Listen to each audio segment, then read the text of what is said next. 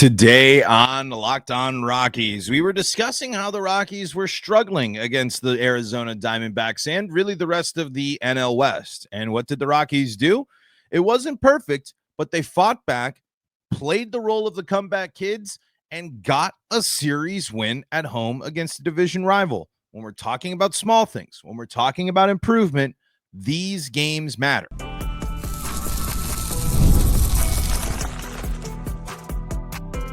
You are Locked On Rockies, your daily Colorado Rockies podcast. Part of the Locked On Podcast Network, your team every day.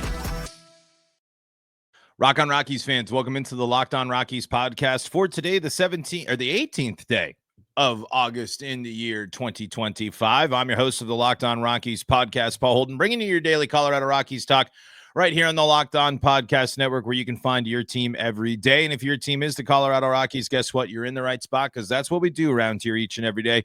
Free and streaming on your favorite streaming services and on the Locked On Rockies YouTube channel, where you can be part of the show. You can fire off your Rockies hot takes. You can let me know what's on your mind when it comes to the Colorado Rockies. And on today's episode, we're going to talk about the fact that the Rockies bounced back. We highlighted on Friday, going into the weekend, that the Rockies had struggled not only against the National League West, but against the Arizona Diamondbacks, and this was a team that had made a lot of moves, had a lot of changes on the roster here, but the Rockies were able to get the job done in comeback fashion. I believe in comeback fashion in all three of the wins here, as the Rockies did technically have the lead and then tied in game two. So comebacks in half of the games here, and of course dropping the opener there. But as the Rockies respond there in close victories, close games, and solid things here, when you're highlighting and when you're going through it, it'd be easy for teams to kind of give up, be angry, be kind of fighting with themselves and have inner turmoil. But this Rockies team continues to show it's a bunch of young guys that want to just brush off the record and highlight what they do and show off what they're able to do. And that's what the Rockies did this weekend here. So we're going to dive into that and more. I'll be talking about that. We'll, of course, talk about the starting pitching, which has been one of the big storylines as well. And, of course, the big bad Dodgers come into town next. Let's dive into all of the good stuff here, right here on the Locked On Rockies podcast. Is no more games against the Diamondbacks. The regular season series is over, but the Rockies able to salvage things a little bit here in the back end of that. All right, let's dive into everything and more. But before we do, got to let you know today's episode is brought to you by FanDuel. Football season is around the corner. Visit the FanDuel app today and start planning your futures bets now. So my main takeaway and my main thing here, and it goes to show you again of the benefits of Coors Field, the benefits of that. And you can lean and just say that, and we might not want to just sit there and completely focus on just that stuff here. But it's fight. It's the fact that the Rockies responded while being down constantly throughout this series. The Rockies here in game one, in the 4-3 victory, they get the first run there. They let it get back. Then they add 2 runs, then they give up the lead, then they answer back. Then they get the answer they need. They let the run and they get in a close game. But then in the close situations, you're able to lock it down here. You're talking about the fact that the Rockies hold the Diamondbacks to 6 hits in that game 2 here, with Tanner Gordon going 5 innings pitched, allowing the 3 earned runs. But after that, the bullpen comes in, nails. And that's the prime example of why the Rockies were able to be successful in these last 3 games of the series. The bullpen, game 2, where you're talking about the Rockies having a massive 8th inning here and coming back in this one. It wasn't the perfectly clean thing there for the bullpen, as Nick Anderson gives up a couple runs, but Hill, Rolison, Vodnik, all having clean performances to keep the game close, racking up 12 Ks for the Rockies pitching staff there, including 6 from Chase Dollander. Gave up the 4 earned runs, but in the 4 2/3. So not as much as you were hoping for there in the high pitch count from Chase Dollander, but still getting 6 strikeouts. I mean, that's just, as we continue to watch Chase throughout the rest of the year, if he can keep piling up those 4, 5, 6 strikeout games, that's the type of stuff that's going to make me super excited. Of course, you can't ignore the fact that he still allowed 4 earned runs. He had 2 walks. He gave 6 hits up in those 4 2/3. But 6 strikeouts, pumping the gas, being confident in what you're throwing there, being confident in your ability to get the job done and get the outs that you need. huge right there as the Rockies come back and have that massive bottom of the 8th inning there, including for 6 runs. And then in the finale here, the Rockies find themselves down again, multiple runs. In this ball game, the Rockies are a play comeback yet again here, finding themselves down 4-1 going into the 7th, and then they answer with a 4 spot of their own in the 7th. A lot of teams, it'd be easy to give up. It would be easy to just continue to roll with things. This is a team that does not want to be the worst team in baseball. And no one does, right? You don't want to go through this, and just winning a series against the Diamondbacks does not erase everything that's happened. But we're continuing to see, like in this series, we're continuing to see that this team, the Rockies, are a better team at home in the second half. The Rockies are able to come back and make teams uncomfortable at Coors Field in the second half of the season. The Rockies are able to score and drive in runs in the second half of the season. We've been asking to see improvement. We've been asking to see things go better for the Rockies. We've been asking to see these players demonstrate their abilities to get the job done. And that's what we saw in 3 games here. We saw the Rockies fight back. We saw the Rockies rally. We saw the Rockies respond here. We saw the Rockies go blow for blow with the National League West rival team. And again, Diamondbacks traded a lot of things. Diamondbacks are a different team. Diamondbacks are in a different spot here. But this was still a situation where the Diamondbacks, if they were able to take advantage of this series and get themselves back into a maybe possible random position to be knocking on the door of a wild card thing, instead, another team rolled into Coors Field and you made it uncomfortable, you made it a challenge, and you got a series win here. Even with we're talking about, again, still, this is still in the wake of getting blown out and dominated by the Blue Jays at home. But if you still just zoom in at the fact of the home series in the second half of the season, the Rockies have now won 1, 2, 3, and 4 out of their 5 home series. This is something the Rockies, that when you're talking about looking at where the Rockies were at, to win 4 of 5 series in general at home, that was unthinkable. That wasn't even anywhere close to where you thought the Rockies would be at.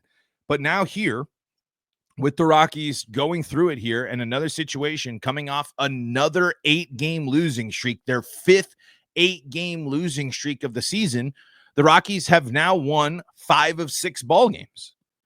In a response to nearly over a week's worth of losing of baseball, the Rockies now go on a nearly week's worth of winning here.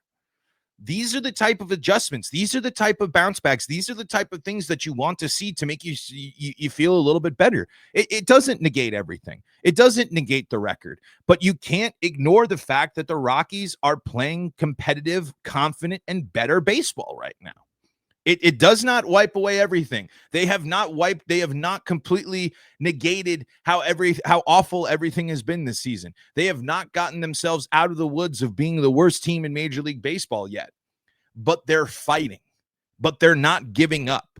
But they're giving opportunities to young guys and saying, it is your time. This is your moment. Here is your moment to say, I'm a major league ball player. I can compete at this level. I am here and I am ready to make a statement. And Rockies players are making statements. No, that doesn't mean that they have a team full of all-stars and team full of guys that next year it immediately waves the magic wand and the Rockies are back. No, it's highlighting the fact that this team hasn't given up. This team could be coasting, and this team could be just throwing in the towel. This team could just be taking their foot off the brakes and taking their foot off the gas and just coasting throughout the rest of the season. But no, this is a young team with a lot of guys that want to carve and craft and build up their reputation as being capable and ready to go in the majors.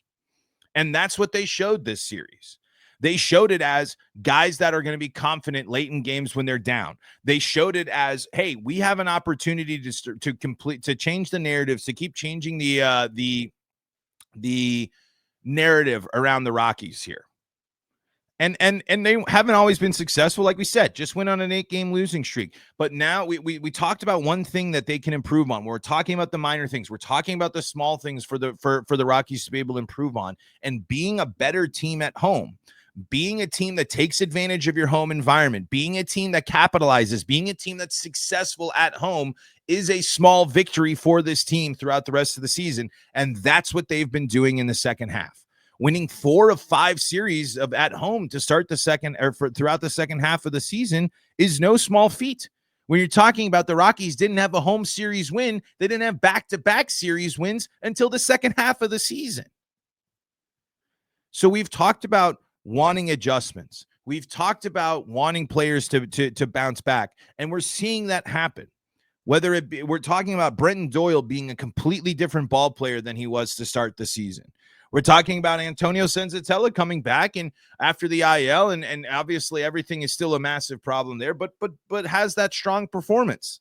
There are elements and there are examples of Rockies players being able to bounce back, but now it's going to be making that the consistent thing. It's about building off of this. It's about, okay, you've won 4 of 5, and the last time a playoff caliber big name team came into Coors Field, you guys got dominated. You guys got blown out. You guys got absolutely destroyed. So now how are you going to handle the Dodgers? You were able to, you played some good baseball. You fought, you showed some courage. You showed a lot of life. You showed a lot of guts. You showed a lot of energy here against the Diamondbacks. Now you got the Dodgers.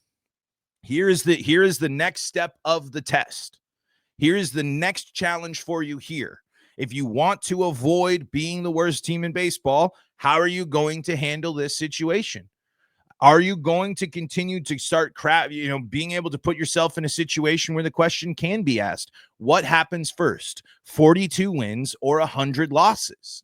But it's going to take competing against good teams. It's going to take continuously competing. It's going to take following it up. It's going to take repeating these type of performances and allowing yourself to not be the team that has to constantly come back, but the team that gets out ahead and sets the tone and be the team that starts getting out ahead and using a little what's been working for them lately.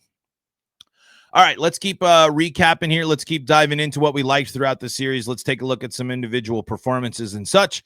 Let's dive into all that and more coming up next on today's episode of Locked On Rockies.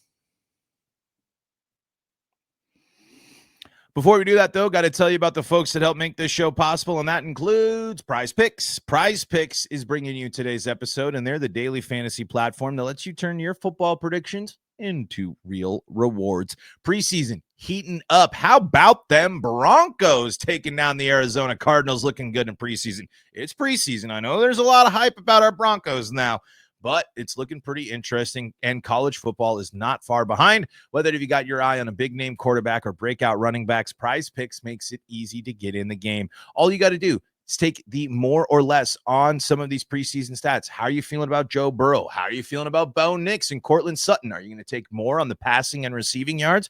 Oh, maybe you're going to pump the brakes a little bit and say, I'm not feeling so confident. Well, you can do the less than as well. PrizePicks is simple to play. Just pick more or less on 2 to 6 player stat projections. If you get your picks right, you can cash in and win up to 2,000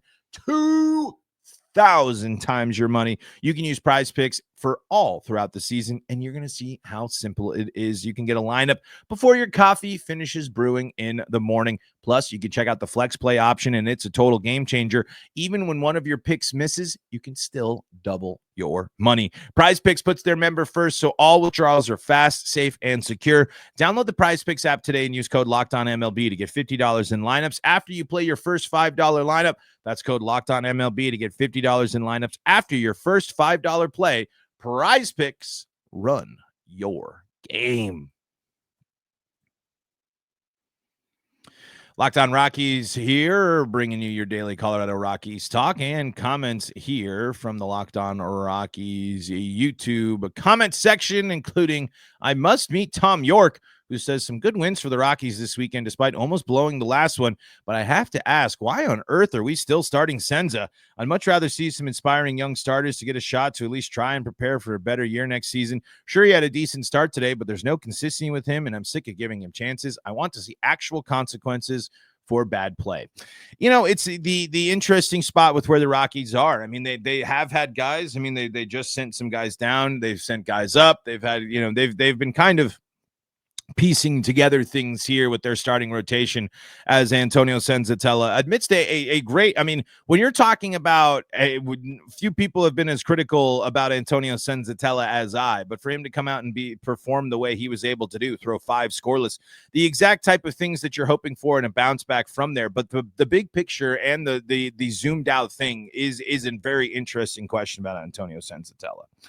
I don't necessarily know what that's going to look like as he's still under contract and going forward, but one good start to break up the mix of bad things does not negate everything. But a great bounce back to see. I just think when you're talking about the Rockies here, that why are they starting Antonio Senzatella? They signed him to an extension. They paid him a lot of money. They expect him to be one of the pieces of the starting rotation, just like German Marquez and Kyle Freeland.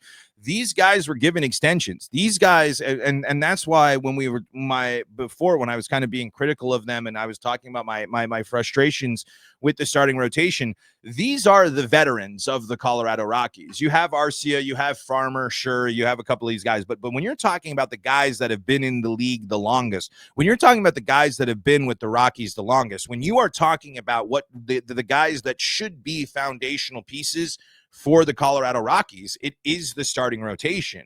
German Marquez, as I've mentioned, I'm still of the mindset that he will no longer be with the team, walking in free agency this year. But you are spending a lot of money on Kyle Freeland and Antonio Senzatella, and these guys need to have quality starts and be able to keep the runners off the score, or prevent runners from scoring as they continue their careers, especially in Colorado. My homer hat, kind of gives Kyle Freeland the pass, and Senza, we kind of have these frustrating moments where you see games like this, where you see the opportunities where Senza is able to perform. But then if you dive in and when you really look at the numbers and when you look at everything, it's very, very ugly. And they tell you that Senzatella and really the rest of the Rockies rotation, they are bottom of the league.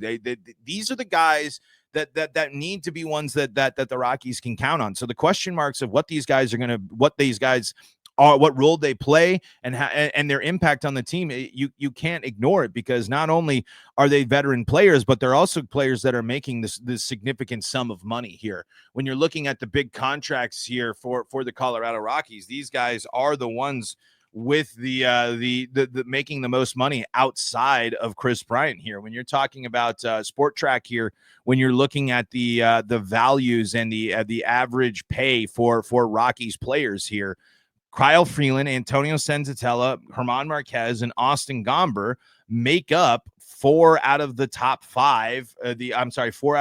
6 players in terms of AAV. Ezequiel Tovar is now up there with his extension and the pre-arbitration one that he signed. But what you're talking about here, you're talking about Kyle Freeland making $12,900, Antonio Senzatella making $10 million, German Marquez making $10 million. And the thing about Antonio Senzatella is you're sitting at a contract here that was a 5-year deal that he signed. This is a situation here where he is under contract for the Colorado Rockies here for until 2028. So when you ask, why are we still starting? Well, they signed him. Well, they paid him. And this contract is going to be a problem, because if you are not getting we're talking about a jump here in that's already happened since 2023 and into 2025, a jump from 7.25 million up to 12 million. Antonio Senzatella is getting 12 million up until 2027, where he's going to get that $14 million deal. There is a club option there, which maybe the Rockies would be looking at not taking in 2027. But you're looking at Senzatella making $12 million next year and still pitching for the Rockies. This is a guy that simply cannot afford to continue down the path that he has been going down. And this was a great response in this series. But when you're asking the question, why are we going with Senza? He's under contract. He's being paid. He is a top 6 paid. He is actually, I think when we zoom in even closer, he's a top 3, top 4. Yeah, he's in the top 4 highest paid Colorado Rockies members here. So this is a situation here where they don't have a choice. They need to find a suitor for this contract. They need to find a new team, or they have to go and say, it's time. It is time for you to step it up. It's time. I mean, they could potentially do the wave. They could potentially, make some of that type of move. But I'm not sure how much you're going to make that move when you're talking about a starting pitcher under control for a couple more years there. But Austin, German Marquez, his contract's ending up. Austin Gomber is also an unrestricted free agent coming up here in 2026. So the Rockies could be sitting in a situation saying, we already got him under contract. We need to keep these guys. We need to keep some arms in the lineup here and continue to go with it. But so to answer your question, the money and the commitment, they already said that's where they're at there. So we'll see how that pans out. All right, let's put a bow on this Arizona series and look ahead to the Dodgers series as Kyle Freeland is going to take on Yamamoto in the start here on Monday. Let's dive into all that and more coming up next on today's episode of Locked On Rockies. Before we do that, though, got to tell you about the folks that help make this show possible, and that includes FanDuel. August 26th is officially FanDuel Futures Day, a brand new holiday for football fans who live for bold predictions and preseason hunches. For just 24 hours, FanDuel is giving you deals on NFL season predictions. So whether you're calling your MVP, eyeing a long shot division winner, or ready to crown your Super Bowl champion before week one even kicks off, this is your moment. Take a flyer on the MVP race. Do you think Lamar Jackson's going to take down Josh Allen? Maybe you think someone on the Broncos is going to go nutty and deserves that pick for MVP. Maybe you're going to go full homer and go for not Drew Lock. Go for our boy Bo Nix. Why did I have Drew Lock on the brain? Maybe because my buddy was telling me he thinks Drew Lock, comeback player of the year, taking a flyer on that. Maybe you want to take that risk. I don't know. You can crown your champion in August. Who do you think is going to win the Super Bowl? Are you going Broncos? Are you going and picking against your gut and voting for the Chiefs? Maybe you think the Bills, of course, are going to get it done there. See what the best odds are for you, and you put your football test and IQ to the test during Football Fan Futures Day on FanDuel Futures Day. Visit the FanDuel app today and start planning your future bets now, because Futures Day is one day and one day only, and that's at FanDuel. Play your game.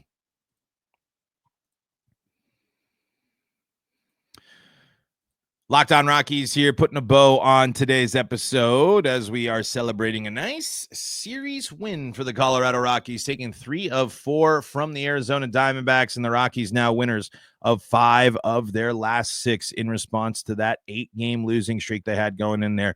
Nice to be back talking a little, hyping up the fact that the Rockies were doing well here, and wanted to just highlight the fact that the Rockies offense here was the star of the weekend. The Rockies able to go out and put up crooked numbers throughout the board here after kind of a suddenly maybe cooling off a little bit when it comes to some offensive areas, but this is a team that's been able to bounce back and get big moments here, and we can't focus on this weekend without talking about the fact that Saturday's game was absolutely wild. You're talking about the Rockies entering into the bottom there of the 8th inning in a game where they found themselves down 4-7 heading into the 8th inning there. They were able to track on a couple of runs in the bottom of the 7th, making it 7-4. And then in the bottom of the 8th, they're able to come alive, including getting a massive pinch hit home run from Tyler Freeman, getting a hit from Goodman. Beck, a 2-hit day as he continues, I believe the broadcast saying on Sunday, having one of the highest OPSs in baseball since the All-Star break. The Rockies cutting down their strikeouts. I'm sorry, not cutting down their strikeouts. They still struck out 6 times there, but not nearly as bad as they have been in the past. They got another multi-hit game and another performance where Brenton Doyle is driving in runs. Yanquiel Fernandez picks up a couple of hits. Kyle Farmer comes up and has a professional at bat and does the job as a veteran player. This is a team multiple times, like we talked about in the first segment of today. It's easy to give up. It's easy to just give in to everything. It's easy to just say, woe is me. It's easy to just buy into everything. But in moments this season and in this series, the Rockies responded. The Rockies, instead of just leaning back, the Rockies, instead of just kind of saying, woe is me, no, they fought back. They were successful. They didn't give up. They took advantage. They did damage late in games. They had clutch situations. These are the type of things. These are the type of improvements you're wanting to see and hoping to see from the Colorado Rockies here throughout the rest of the season, especially when you're talking about these lineups as they continue to go with the young guys. They continue to continue to say, hey, Bernabel, Karros, Fernandez, Goodman, Tovar, Moniak, Beck. This is your team.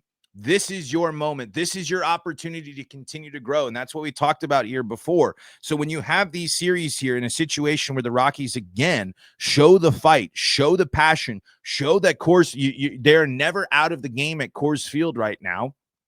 That's a huge improvement. That's a big win. And again, it was far from perfect. We're still talking about starting pitchers giving up earned runs. We're still talking about the fact that the Rockies found themselves down here. We're still talking about the fact that the Rockies, we're striking out and still having some issues. We're still talking about the Rockies defense having errors in this series. But instead of rolling over, instead of being a team that's let narratives and let the vibes and let everything negative and poor that has happened this year overtake them and dominate them, you get interviews with the players throughout the weekend talking about and highlighting how much they care about and how much they work together and how much they push each other as a group. You get to see in the dugout the energy, the emotion, the fact that this team knows what their record is, the fact that they know where they stand here in Major League Baseball when it comes to the middle of August. And they're a team that still has energy, still playing with vibes, still bringing smiles, still trying to take advantage of opportunities because they're trying to stay hungry. Now, just taking this stuff and these little feel-good stories does not make everything hunky-dory, everything's ready to rock, and everything's ready to rumble here with the Rockies. But it's good to see this team respond. It's good to see these guys understand and know that, hey, we're still professionals. This is professional baseball. If you want to feel good, if you want to have fun, if you want to be successful in this, you're going to have to bounce back. You're going to have to fight back. You're going to have to take the lumps on the chin. And for this team, usually, as we saw in the first half of the season, for them to respond to one of their 8-game losing streaks by winning these two series here, now back-to-back series as response to that losing streak, that's not what the Rockies were doing in the first half of the season. When the Rockies were going on their 8-game losing streaks, which there were four of in the first half of the season, the Rockies weren't winning consistent ball games. Go ahead and go on ESPN and start scrolling through here, and the amount of times you can see the Rockies winning 5 of 6 games, it's only happened one other time this season, back in the middle of June. So when the Rockies have, for the first time this season, as a response to over a week's worth of losing baseball, the Rockies go out and handle business and get the job done with a series on the road and a series at home against the National League West. That is improvement. That is moving in the right direction. That is the type of stuff we want to see. Does it immediately make the Rockies better than what their record says? Does it immediately mean we go full homer mode into next year and everything like that and say it's all good, we're back, the Rockies are winning? No. But in the second half of the season, we wanted to see a different and better Rockies team. And yes, even with on the backdrop and not too far in the rearview mirror, a really tough week plus worth of baseball. But we have seen the Rockies in this series against the Diamondbacks come up big, bounce back, get the wins, not count themselves out, and get back-to-back series wins. But it was against a division rival, and now they're making Coors Field a much more uncomfortable place to play. Teams were rolling into Coors Field this year and absolutely dominating the Rockies. That's not the case in the second half. That's not the case with these eager young Rockies. That's not the case with these guys that are hungry for their opportunities, hungry for their moments. And now the Rockies have to do it again against a Dodgers team that was able to bounce back and finally respond here as against the Padres, but a Dodgers team that has not been nearly the juggernaut that we thought of late. Still a very good Dodgers team. We're still talking about a Dodgers team that's 71-53.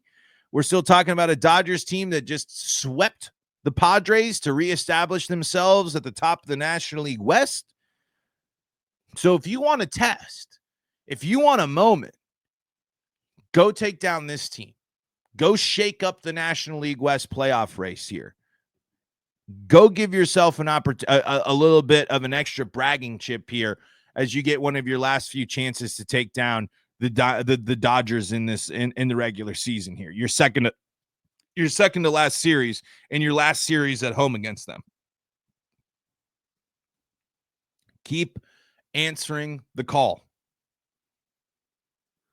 Keep growing. Keep getting yourself in a position that you can sit there and say, the Rockies are playing better baseball and are performing like a different team right now. And that's what the Rockies did against the Diamondbacks. And it's cool to see the energy and the passion that this team plays with. Doesn't negate everything, doesn't excuse everything, doesn't mean the Rockies are all fixed and everything's all good to go. But this is the type of stuff that makes you feel a little bit better. This is the type of stuff that encourages you a little bit more as a Colorado Rockies fan. That's going to do it for today's episode of Locked On Rockies. Thank you so much for making us your first listen of the day. For your second listen of the day, go check out Locked On MLB and Locked On MLB Game Night for coverage from around the league. And, of course, if you need more Colorado sports coverage, Locked On Broncos, Avalanche, Nuggets, and Buffs, all free and streaming on your favorite streaming services and on the Locked On YouTube channels. So check it out there as well. And, folks, until next time, this is Paul Holden saying so long from the Locked On Rockies podcast.